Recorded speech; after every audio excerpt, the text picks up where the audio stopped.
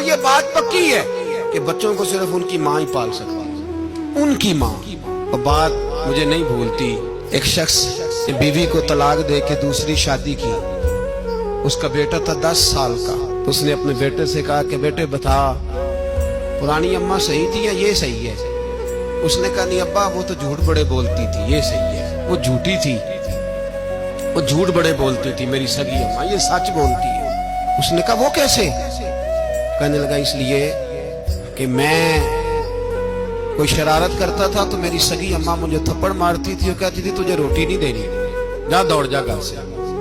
تو میں دوڑ جاتا تھا تو جھوٹ بولتی تھی نہیں دینی، پھر آدھے گھنٹے کے بعد مجھے ڈھونڈنے لگ جاتی تھی، ڈھونڈ کے لاتی تھی، پھر میری منت کرتی تھی، پھر مجھے کہتی تھی نہ مجھے ستایا کر، پھر میرا ماتھا چومتی تھی، پھر میری مرضی کا کھانا بنا کے دیتی تھی، پھر میرے منہ میں لقمے ڈالتی تھی۔ جھوٹی تھی، پہلے کہتی ہے نہیں دینی، پھر پیچھے بھاگتی ہے۔ یہ سچی ہے، میں شرارت کرتا ہوں تو تھپڑ مار کے نکالتی ہے، پھر میں منتیں کرتا ہوں پر روٹی نہیں دیتی، پیر پکڑتا ہوں نہیں دیتی، سچ بولتی ہے، اپنی بات پہ ڈٹ جاتی ہے۔ او بھائی بچے اس کی ماں ہی پال سکتی ہے، تو نے 3 جملے کہتے سوچا ہی نہیں، تیرا کا گیا تو یہ تو نئی بیوی ملے گی، اور اس کا بھی کیا گیا، اس کو بھی شاید شوہر مل جائے۔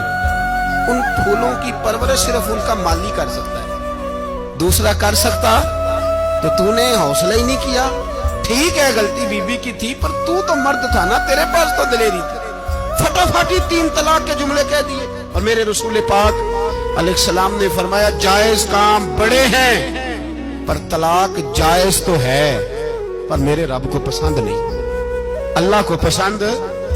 تو نے مالی بگا دیا جس نے تیرے گھر کا باغ سینچنا تھا،